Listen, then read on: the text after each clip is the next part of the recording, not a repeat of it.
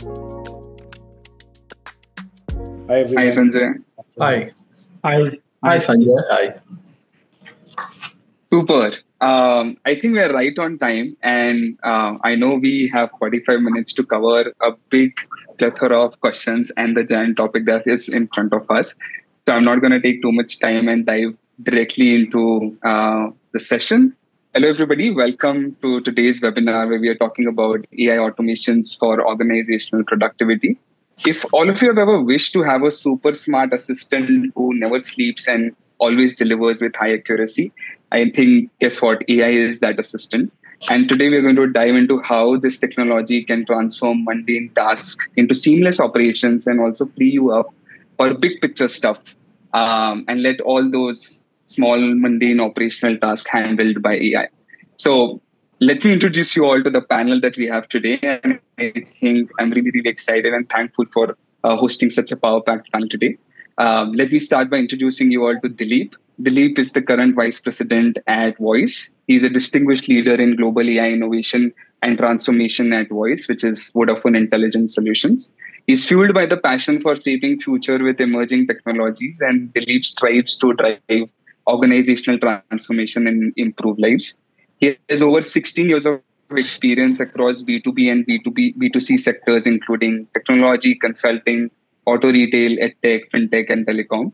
His dynamic career journey has seen him excel in roles ranging from being an entrepreneur to management consultant to mentor and a leader. Outside the boardroom, he enjoys the fast-paced thrill of badminton and the enriching experience of exploring new places and culture. Dilip, thank you so much for being with us here today. And I'm sure probably if you're in the same city, we'll go for a game of badminton. Thanks, Pawan, for the introduction, and really looking forward to the engaging discussion today.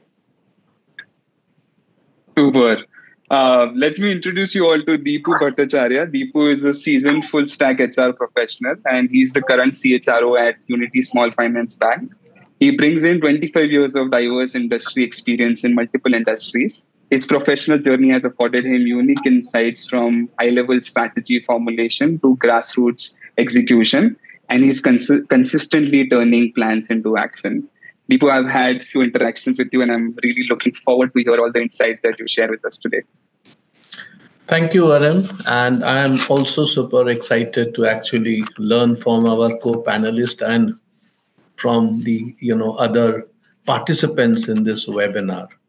So I'm sure it's going to be great. Definitely. Thank you so much, Deepu. And finally, introducing you all to Sanjay Singh. Sanjay is the current CHRO at CMS Infosystems. He excels in translating business strategy into organizational effectiveness. He comes with over 28 years of experience in HR leadership roles spanning across India and Asia.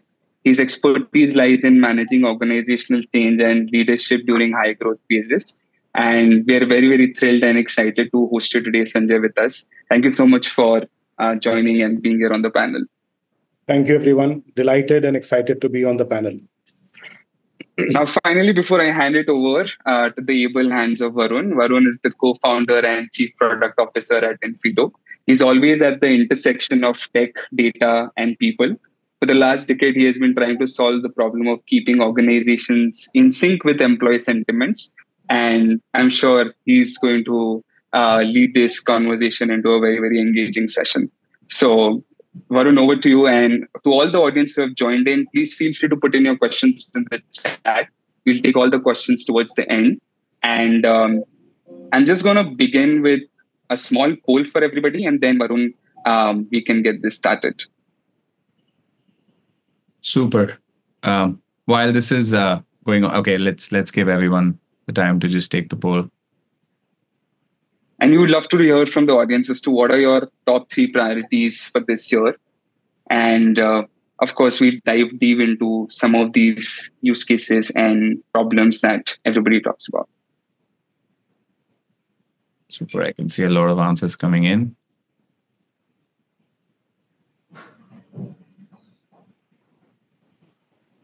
Majority is adopting AI solutions. So I'm glad that we are right on the topic, and this panel has all the expertise for everybody to address any and every question about AI solutions.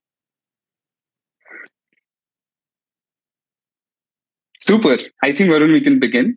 I'll end the poll and then we'll share the results towards then. Super. Thanks, Pawan. Okay. Pawan has obviously introduced everyone and has spoken about how all our uh, careers have been. But what I love to ask as my first question, and what the audience obviously wants to know as well all the time, is, and there's a question for all three of you. If you could just share outside of work, who are you as individuals? And anyone can go first.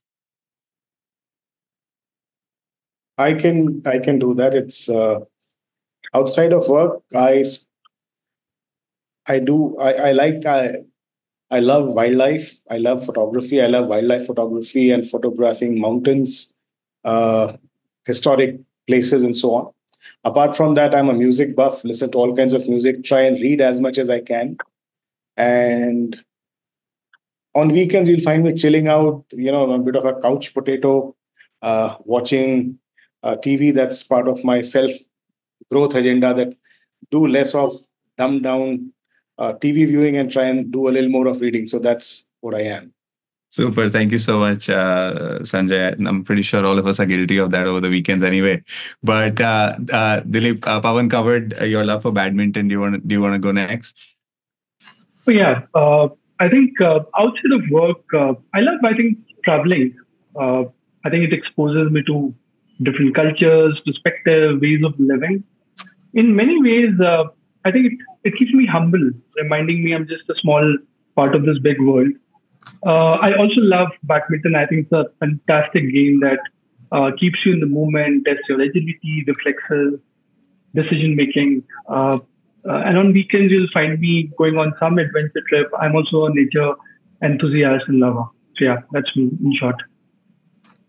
Super. Thank you so much, Deepu. Over to you.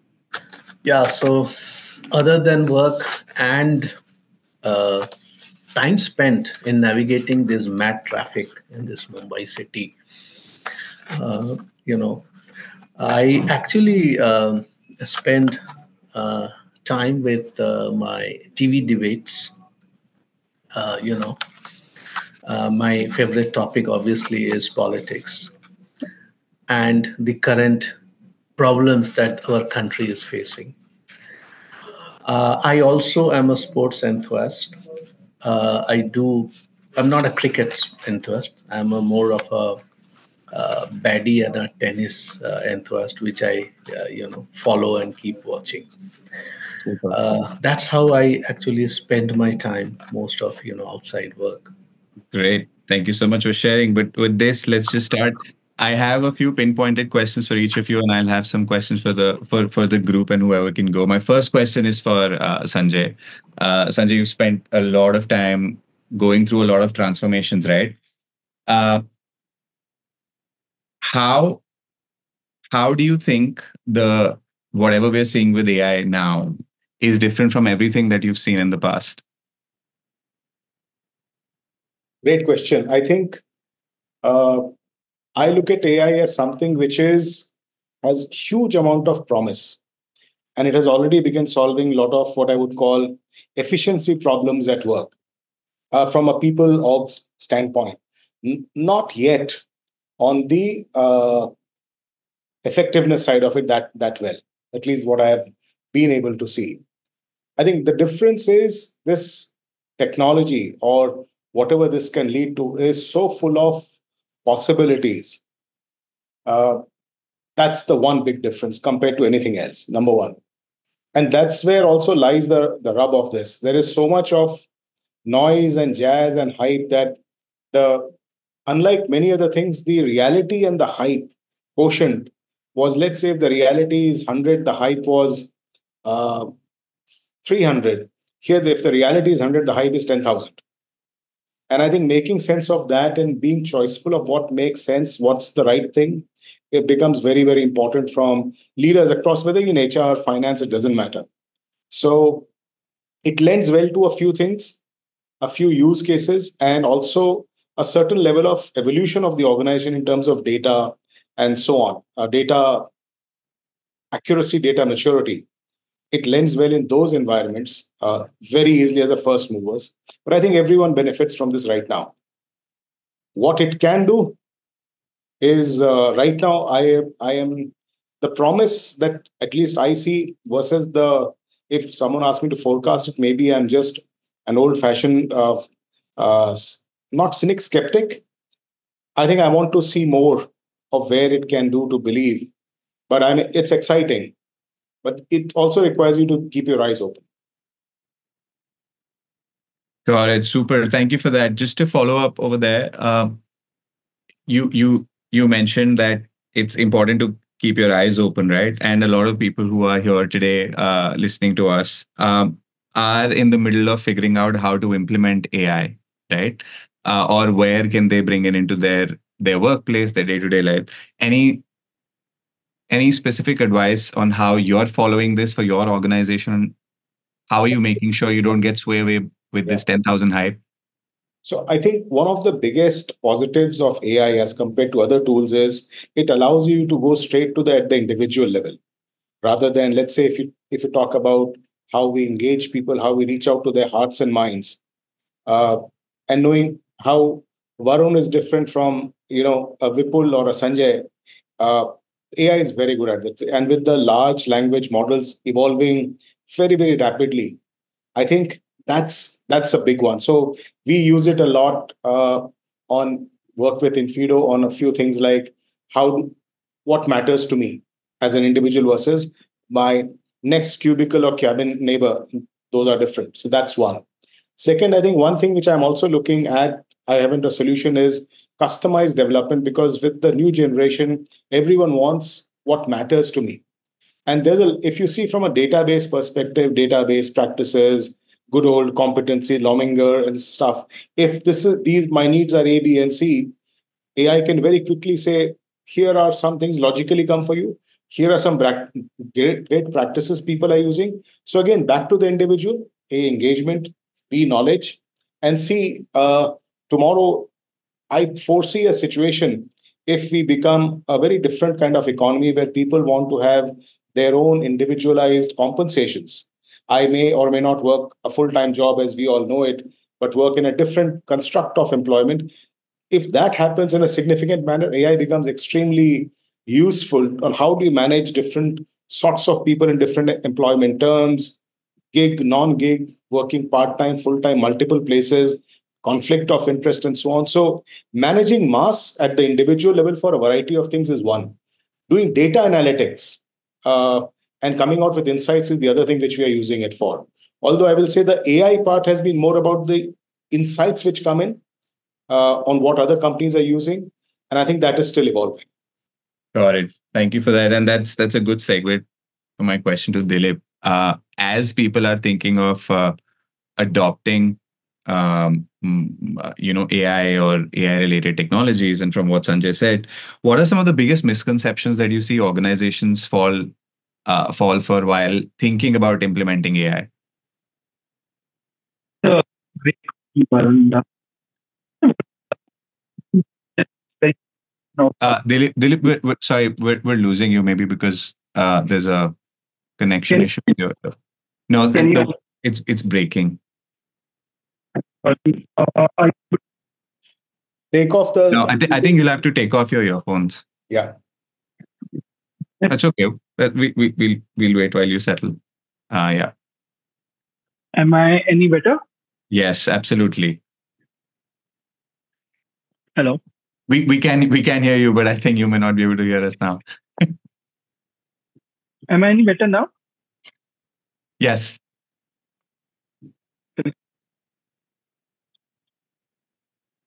No. Hello. Yes, we can hear you. Dilip, can you hear me? Yeah, I can hear you now. Can you hear me well? Yes. Uh, sorry about that. No worries. So yeah, with regards to the misconceptions, I mean, I was talking about Varun.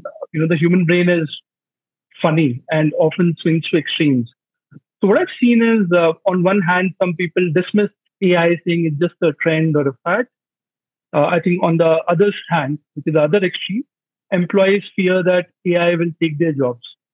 And let me tell you, neither of these views is true. And let me explain this, right? See, AI today is, in my opinion, undeniably real. We are experiencing one of the most significant technological disruptions in history, right? And as per McKinsey, it's expected to contribute 4.4 trillion of economic value. Put it into perspective, as the third highest GDP after US and China, even surpassing India's economy. AI is forecasted to impact 70% of the job roles by 2030, right? So that's one side of extreme in terms of where people think AI is not real, but AI is undeniably real. The other aspect, I often say this, AI won't take your jobs. Rather, it's the people who effectively use AI that will, right? And, according to World Economic Forum, this is one of the largest shifts in the workforce landscape that is happening. While AI is expected to render 85 million jobs obsolete by 2025, it's also anticipated to create 97 million new jobs by the same year. So AI, in my opinion, will actually elevate individuals to new, empowered, value-added roles. Other misconceptions of AI are, AI is neutral and unbiased. AI is expensive and difficult to implement. AI is more intelligent than humans. Yeah. Got it. Super. Thank you so much for that. I want to pick on the point that you mentioned that AI is not going to take your jobs away, but if you're not going to be effectively using it, then it might be obsolete or it might take it away, right? And that's my question for Deepu. Deepu, you're in the banking industry. It's a heavily regulated environment. How do you see AI getting effectively adopted in the BFSI space?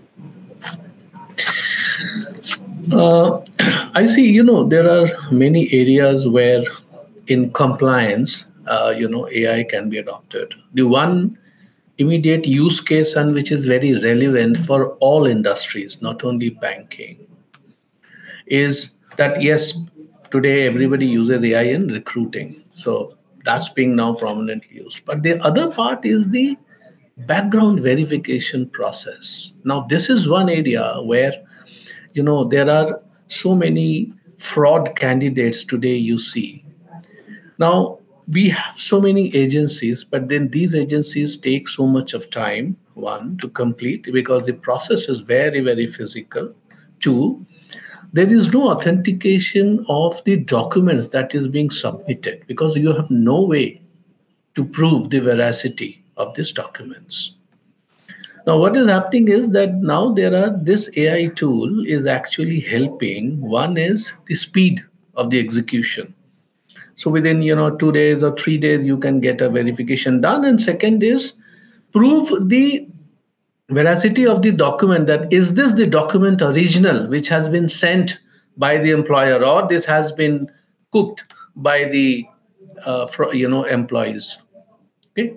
Now this is a very big revolution, and it actually we have just started, and this we see there's a whole lot of contrast between the what we used to do yesterday and what we are doing today. Okay. And this is one area where we as a bank are gaining so much in this. Okay. And this is highly regulated because the regulator comes and says that show us that how are you ensuring that you are employing the people who have a strong background. Got it. Got it. That's a great point. And my next question was about use cases for everyone, and you've already answered your use case. Any specific company or tool that you're working with for, let's say, recruitment or background verification? Yeah, we have started with Track Check. They have a great Track Check. That's they have a great use case in this, and we really are kind of very, very excited about this thing. This will evolve, of course, because we also are kind of working with them to find out or make that product more stable on this thing. But we have gained, or we see a huge opportunity in terms of the efficiency of this entire process. Got it. Got it. Understood. And there are many. I believe there are many. So it's not Yeah. that I am only telling about this thing. No, I'm sure. I'm sure. Dilip and Sanjay, any interesting use cases where you have where you would want to implement AI next in your org? Any specific tools you have in mind? I think. Yeah, Go ahead. Sanjay, go ahead. No, No, no you worries. go ahead. Okay, sure. So let me take this up, right? So one of the very interesting use cases, Varun, is in the domain of eye control, right? Now, if you look at the human-computer interaction, it's remained dated, right? 50 years old, 200 years old when it comes to mouse and keyboard. Where we're sort of leveraging, and this is already implemented within voice, within Vodafone. We are using eyes and voice control, as a computer access method. Imagine a typical user, let's say, doing 5,000 clicks a day, 2,000 keyboard mouse to keyboard transitions, traveling 6 kilometers through mouse. The whole use case is about what if we could sort of cut this down by 50% and drive efficiency. And it's actually delivering efficiency for us in the range of 5 to 15%, and expected to deliver roughly around 4 million euros at scale, right? That's quite humongous. The adoption has been great so far with 11,000 hours of this new tech, with over 3.5 million transactions and so on and so forth. That's very, very interesting. Of course, conversation AI is another use case. We're also leveraging AI to disrupt our operations, the incident lifecycle management. The tickets are reduced by 25%. AI coaches is another area where the speed to competency is sort of being truncated. But yeah, those are some of the use cases where we're seeing impact. Got it. Deepu mentioned track check. Dilip, the one that you mentioned, are these internally built, or are there any specific tools that you're using? I think there are a couple of people who already asked suggestions and recommendations for tools. Right. Maybe I could drop a note on this, but at Vodafone, we've followed 2 approaches. One is we collaborate with startups across the globe. That's one thing. And second is we've also got a large 15,000 tech team, which could sort of be both an option in terms of buy and build. But I'm a huge fan of open innovation, and we've been collaborating with some of the exciting startups. For example, the eye control one that I spoke about is from a German-based startup called 42, right? Similarly, at India, we've partnered with a firm on AI coaching. Yeah. Got it. Understood. And Sanjay, any use case that you have in mind, and any place where you've implemented AI yet? So we have a business that works on AI. I will not talk about that one, but just for the benefit of the audience, when our remote monitoring business, which is there in offices, businesses, ATMs, and other places, what the AI does is that it's a video bot which looks at use cases. Let's say you go into a place and have a rule that 3 people should not be there at a given time, raises alarms and so on and so forth. So that's a business we have. It's just I think the reason I put this up is that as we look at human interactions, interview being one HR process, which is simple human interaction. I have heard that I have not seen it happening, where there are AI bots who watch into interviews and give their own independent assessment of the interview happening between the candidate and the panelist, or the panelists, as the case may be. I've heard of it. I haven't seen it. I'd be very curious to do that, but that's a little bit of a reach, because these tend to be very expensive and the cost benefit ratio will need to be ascertained.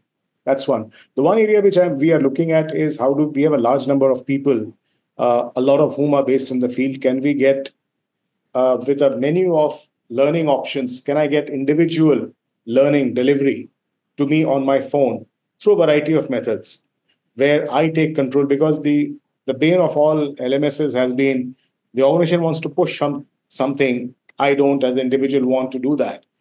How can I create a pull mechanism where AI, based on a few things, taking data from the person, what are my preferences, personal and professional, and what kind of interfaces I like, with inputs from what the organization would like me to learn, my learning goals and agenda, create a learning solution or a learning feed, if I can use that. It need not be a full solution. That's what we are looking at. Got it. Understood. Super. Thank you so much. But what you did, I'm going to pick up the point of an AI video bot analyzing, let's say, an interview and presenting their third-party assessment. Uh, Dilip, my next questions for you on this: that what do you think are key risks around AI adoption? Like one of the things that I could think about here was the interviewer feeling that they are being assessed and will it affect them, and the interviewee feeling something else, right? So, what uh, how do you address how can leadership and management and companies address these risks? I think before we sort of deep dive into this, I think the fundamentally important to understand that AI comes with own set of risks, right? One big risk is bias and discrimination, and second is data privacy and security, right? Uh, uh, Now, AI learns, I mean, fundamentally, we have to understand that AI learns from the data it's given. So if it's trained on a biased data, it will reflect those biases. I can give you an example. For example, Amazon's recruitment system, which was intended to evaluate applicants based on the suitability for various roles by screening resumes. Now, because women had previously been underrepresented in technical roles, the AI system thought male applicants were more consciously, preferred. So that's a bias that we need to avoid. Another risk of AI, I would say that AI system needs a lot of data, right, to learn and improve. Now, when you sort of feeding data, this could include personal information like names, addresses, medical records. Now, there's a big risk for organizations like Vodafone in terms of data breaches, unauthorized access to personal information, which could lead to lawsuits, damage the reputation, and financial losses. Now, to answer your second question in terms of what organizations could do, and I think we'll have to look at from where the data sort of comes in. So then the first fundamental step is to track and map the data sources which goes into the model. Second is ensuring that the data for AI training is taken from diverse sources. Regularly check for biases through audits. Now we've got auditing mechanisms within our organization where we ensure these biases are not created. Also, I think we could take a clue from GDPR's data minimization rules. For example, to make it very laymanish, you've got an Excel with employee name and few other details. Why don't you anonymize or mask the employee name, for example? So I think these are some of the steps that that could be taken. So I think anonymization, especially with regards to even video interviews and this thing, we've also implemented that solution within Vodafone. And I think what we've done is before it sort of goes, it can't be attributed to an individual, be it the interviewer or the person who's getting interviewed. Got it. So anonymization works like wonders. Understood. And Sanjay also mentioned on chat that one of the risks will be around data privacy. Sanjay and Deepu, this follow-up question for both of you. In your industries and your diverse fields, right? How are you dealing with this question of data privacy and AI right now? Half steps and also looking for clarity. While there is a lot of general stuff going on, when you look at data privacy from a legal regulatory perspective, there is a lot of rules which need to come into play. The DPDP Act has come in. It gives a framework which what we're trying to do in terms of anonymizing, making sure medical details, Aadhaar card, etc., which everyone knows. I think what it will lead to and how the courts will interpret many of the things in the DPDP Act lend themselves to a variety of interpretation. What interpretation will hold and how will the courts take that? I think so. We are treading cautiously on it. And I think before we make any fundamentally big decision that we will go this direction, we are looking for more clarity. And I think a lot of the industry is also in a similar way. Some obvious things which we need to do, they are underway. But I think with the new government coming in, some more rules will happen. Let's see. I think that's the way I look at it. But I think our focus is now that let's assume all will happen. How well prepared are we? Let's assume that there will be a lot of requirement. And I do foresee that if history or the experience of US, Europe, especially Europe, is of any significance, it will be, this is the issue with law. The amount of reporting you will be required to do under this act will be mind-blowing.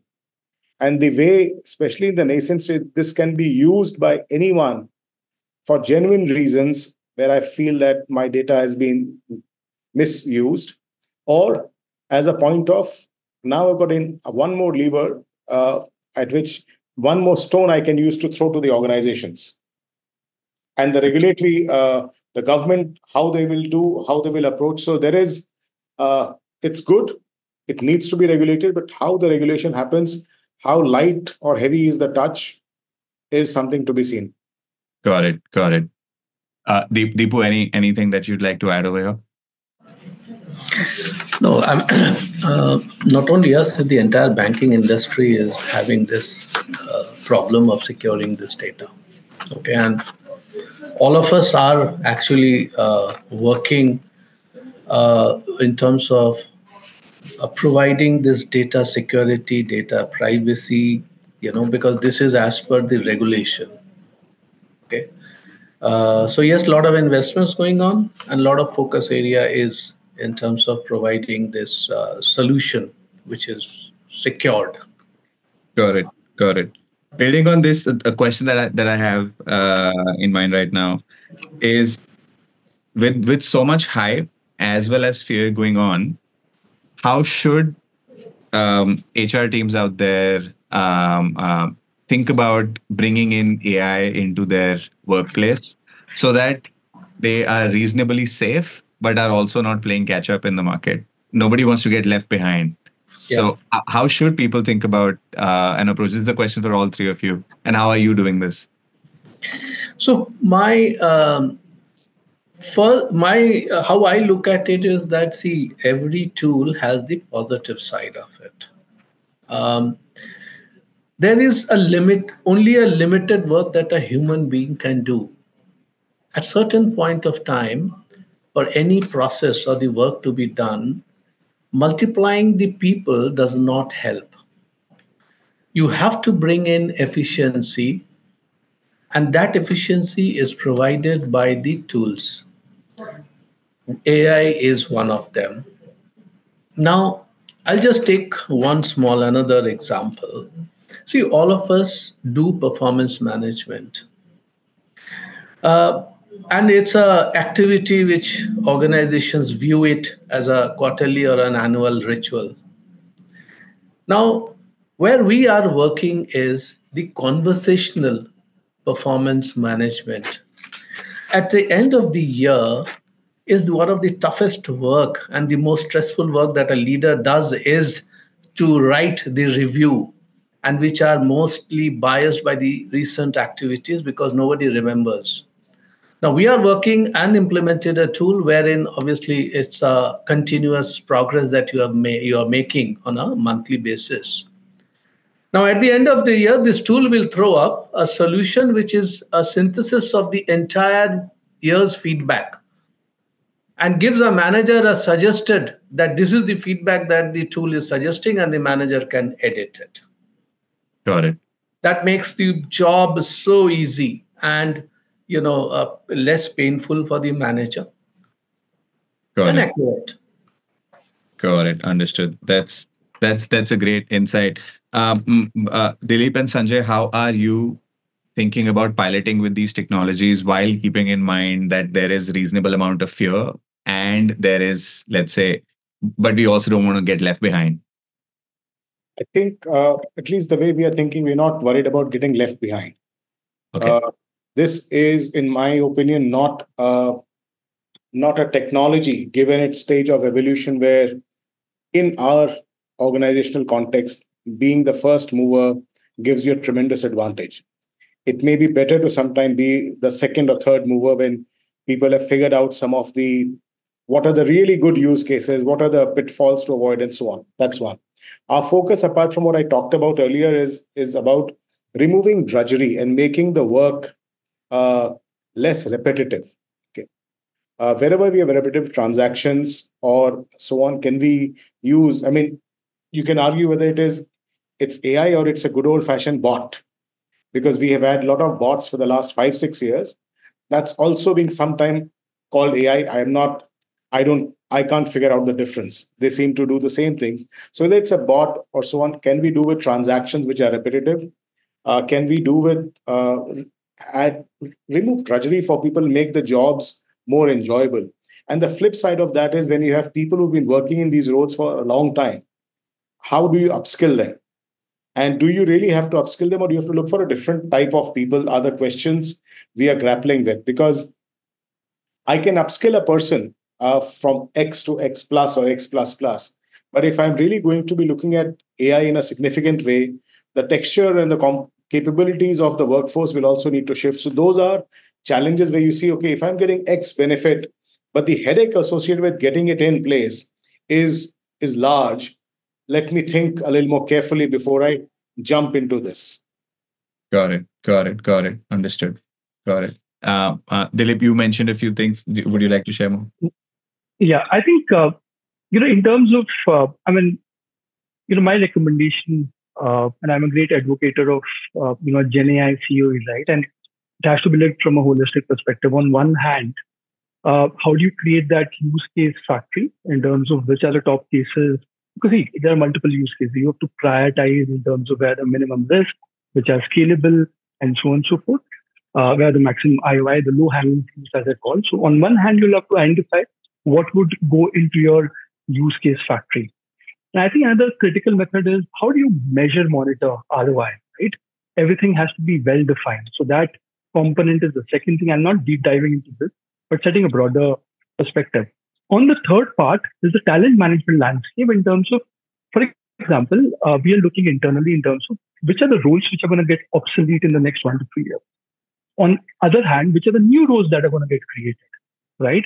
And how do you bring AI literacy, right, across 100,000 people at Vodafone, for example, right? So these are some of the important components. And the next component is the ethical committee, right? And we've talked about AI challenges. How do you sort of navigate these ethical challenges and protect organization, employees, and customer interests? But I think all of those components sort of contribute in terms of how do you go full hog about it at the same time you manage risk. Got it. Super, super.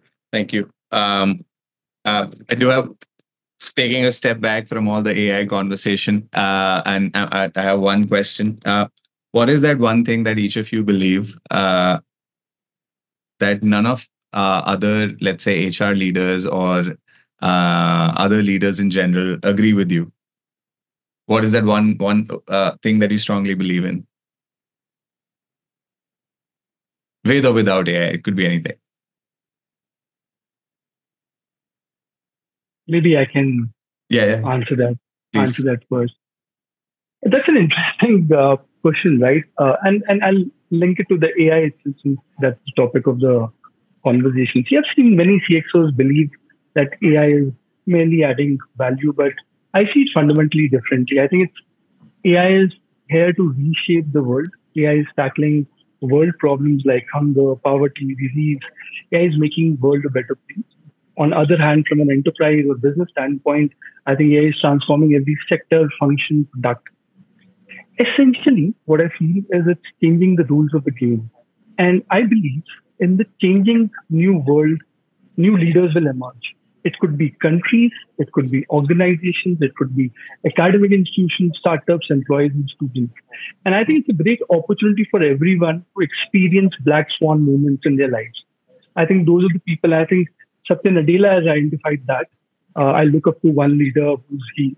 But I think it's an opportunity for all of us to sort of take this to the next level, I see, with all the risks, of course, associated with AI. Got it. Super. Sanjay, Deepu, anyone of you? Yes. Let me make a controversial point.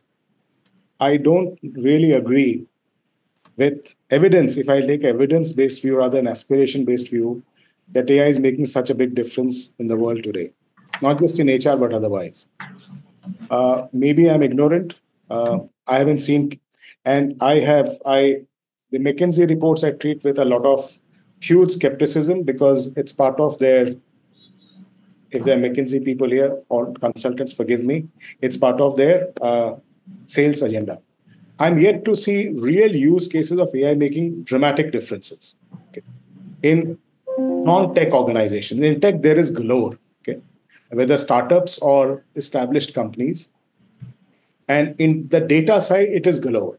Analysis, insights, or whether it is people numbers, market numbers, etc. There is a lot.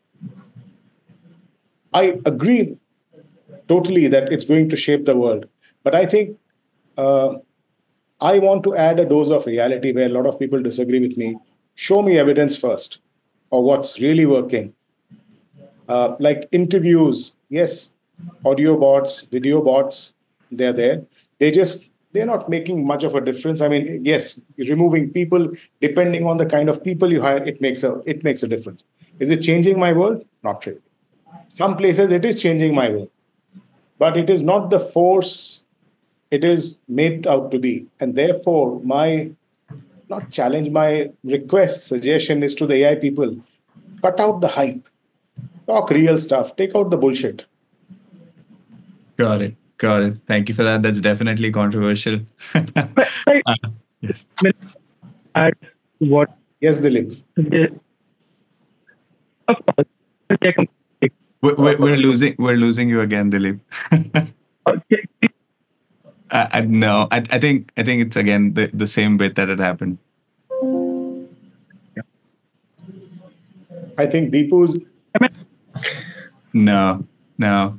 Let's go to Deepu till then. Yeah, I think Deepu has a point, and then we'll come back to you, Dilip, on that. Please, Deepu, go ahead. Thank you. So I'll, my view is that there's a lot of negative, uh, hype which has been created by, and obviously there's so much of this negative sense that it will take away so many jobs and so many, this thing. I think the new jobs definitely will be created. The world will move on. The world will not stop. But yes, the quality jobs will get created. Okay, that's one impact that AI will make. And this will force or is forcing all these people, young people, to actually adopt, the technology to do this quality jobs. Okay, Got that's it. my view. That's a very good point. Thank you so much, Dilip. I think you were saying something earlier. Please. If I'm audible now. Yes. Perfect. So Sanjay, I do agree with you. Of course, if X is the reality, 10,000 X is the hype. But let me sort of put some ground level use cases where it's a nascent phase of AI. I do understand, and it's evolving and it's rapidly changing week by week, in my opinion. For example, if I talk about climate change, right? So there's a use case in Netherlands where AI is able to clear up plastics in the ocean by building detailed ocean litter maps. Another example of Brazil, of course, nascent. AI is pairing up with drones to reforest hills around the coastal. In Africa, a simple use case of AI where it's predicting weather patterns and climate disasters. Uh, Similarly, hunger and poverty, education, I can go on and on. From an organizational point of view, I think we've done at Vodafone roughly, I think 25, 30 experiments. Of course, a lot of them have failed, but there are, 5 or 6 use cases which are actually getting scaled up, which have added value. ROI is uh, immensely positive. So, in my opinion, I think it's nascent phase in the industry, but it's going to reshape everything around that we see. Still a long way to go. There are challenges, there are ethical concerns, but I think it's beginning to add value on the ground, in my opinion. Got it. Super. We do have a couple of minutes to take some questions. There are a lot of questions from the audience, by the way. I'm not sure if we can take all of them, but we will take a note of those questions and perhaps get answers from you folks offline and then post them and share them with the audience. There's one question from Binoy. Is there any foolproof, objective, and unbiased tool to measure productivity? If any of you have implemented something or have an experiment running around this, uh, uh, please go ahead and share anything that you might have. So, performance management is, so we have implemented a tool called CLAR, KLAAR. So basically, we have from the very beginning, we have gone with the OKR, uh, you know, and this is this year 2, which is the year of adoption. And this tool, we are focusing to actually measure to the T the engagement. And the tool itself is so intuitive that it throws up the suggested ratings based on the data which has gone there. And this is a we are very upbeat with this tool, and we are investing our time and the partners time to develop this this thing. Got it. Got it. Understood. That's great. I think a lot of people had questions on tools as well. Hope this answers. Let me take one more question. I think we just have time for that. Oh, we have 10 more minutes, by the way. Sorry. So we can take a few more questions. That's on me. Okay, let me take the next one. Is there any suggestion or idea to implement AI when organizations have employees from all age groups and there's a lot of diversity in the company? How do you go about any ideas for that? Yeah. We use, I mean, in our case, we have people from, while our median average age is about early 30s, late 20s, early 30s. We have people from 21 to some even at 60. I think the way we looked at it, we focused on a big problem which unites people, or a agenda which unites people, that yes, this thing makes sense for us. Whether it was repetitive transactions which were error prone, or looking at what engages me at the individual level rather than going through the survey after survey every 6 months and so on. I think once you find the right problem to solve, which is AI oriented, life becomes simpler. I've also been in the trap of trying to retrofit AI into something. At least we couldn't do a good job, but we found a solution. We said, this is a problem we have to do, and AI made sense. I think we have had good victories. That's been our experience. Got it.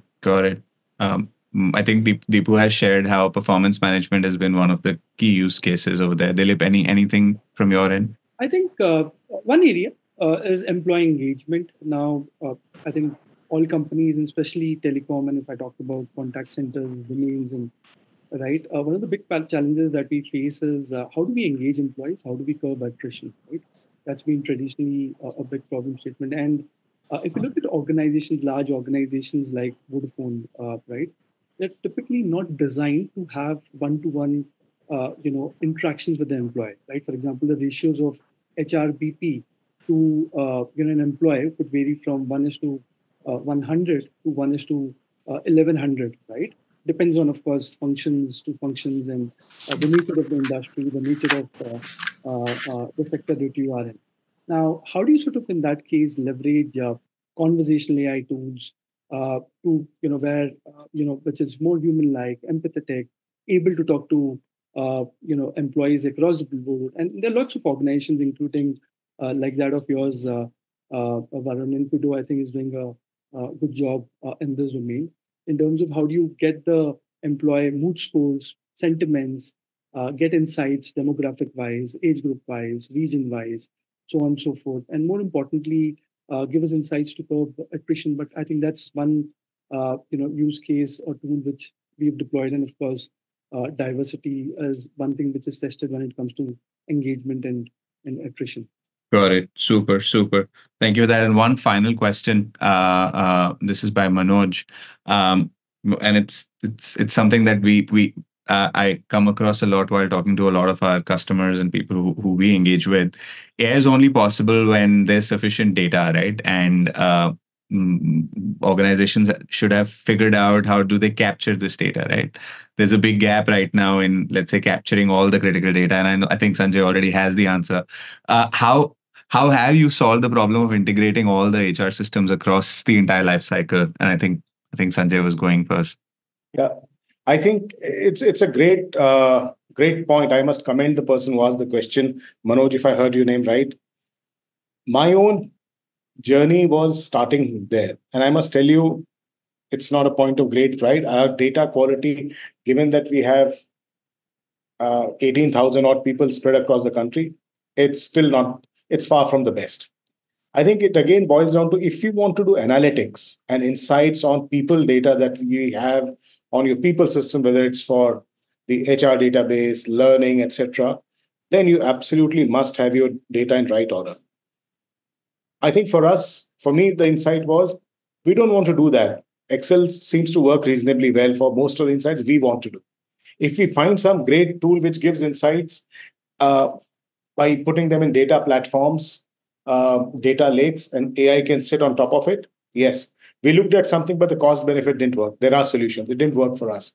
We, again, to the point that I think Dilip made, we looked at engagement, where all you need to do is have a simple API integration with whatever is your database. Varun can tell you more.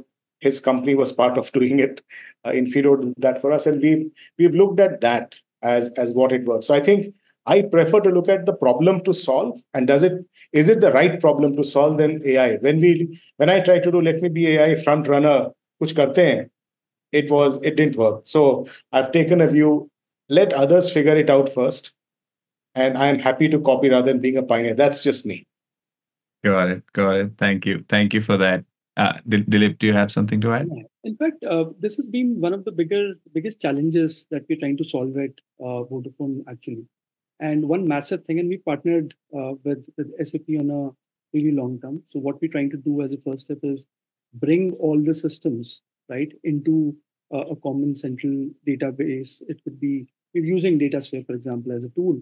So data lakes, data warehousing. It's very important because with the complexity of Vodafone, right, spread across multiple countries, geographies, with the kind of diverse systems that we have. I'm not just talking about HR, but financial systems, HCM systems, and so on and so forth. So this is something that we're trying to do, and of course we've signed up not with a startup in this case with a large enterprise like SAP. On top of it, we are building we are leveraging AI tools from a visualization analytics perspective. There are experiments going on something like a data GPT, right, where the analytics is not just it is becoming conversational. You ask a question and the reports get generated, right? And of course, there's Tableau, there's ClickView, there is SAP, Analytics Cloud. Lots of tools available from a analytics standpoint. But yeah, that's something which we're trying to solve. Got it. Got it. Got it. Deepu, anything from you on integrating all HR systems? Yes, we have multiple HR systems. We have tried to pick up the best ones and which suit our bank. Now, this is a big problem that all of us are facing in the entire industry. That how do we merge all the data into one warehouse, which everybody, this thing. The other way is you build a bus with above all the layers of your, this thing, and you merge everything and be the front end for the employees. Okay, that is also one of the solutions which we are thinking and working on in terms of this thing. Baki, your platform is already there. So your Amber is everywhere. Super. Thank you for that shout out. But yes, that's all on for all the questions. Anything that's been left unanswered, we try to answer it offline. Thank you so much for joining, everyone. Back to Pawan. Pawan has a question for the audience. So, Pawan. I had a really wonderful time hearing all three of you and Varun. And of course, to the audience as well, I was seeing they're so engaging and asking so many questions. Binoy, Manoj, and many other folks. I'm going to create a poll for one last time and just want to understand from all the folks who have joined today, are you planning on implementing immediately in the next 2-3 months? Would you folks be interested into knowing some workflow automations or how you can adopt newer AI technologies? A team will reach out to you folks. Just answer a yes, maybe, or no on the poll. And my 3 biggest takeaways from the session: one, when Dilip said that, okay, AI is not going to take over your jobs, but people who will know how to use AI. And second, when Deepu also mentioned that, new quality jobs will be created and how AI will help all of us to, do a better job at what we are already doing. And of course, the discussion around Data Protection Act that Sanjay mentioned, I think those are some really critical key takeaways for all of us. And to all the audience, if you missed some part of it, we'll share over an email the all key takeaways and also recording of the session. But one last time, Dilip, Deepu, Sanjay, thank you so much for giving us your time today. I think this was really insightful. I'm sure everybody who attended and people who will watch this later on YouTube and other platforms, they'll also gain a lot of insights from this. Any last few statements, insights that you guys want to? Yes, Sanjay. Yeah. I just seeing a comment from Sujit Mishra on what AI and the missing experience part. I really resonate with that. And companies where the AI part is able to make things better for people, improve the experience, that's the missing tadka. So I really resonate with what Sujit has. Otherwise, thank you very much, guys. Really lovely session, stimulating. Pleasure being here. Thank you so much, everybody. Thank you, Sanjay, Dilip, Deepu, for being here. I think same here. Thanks for the invite and lovely engaging session and great learnings from both Sanjay and Deepu. So thank you, both of you as well. Thank you so much. Pleasure. This 1 hour very productive, 1 hour spent. Bye. Super. Bye bye. Thank you so much. Thank you so much, everybody. Bye-bye. Bye. Take care.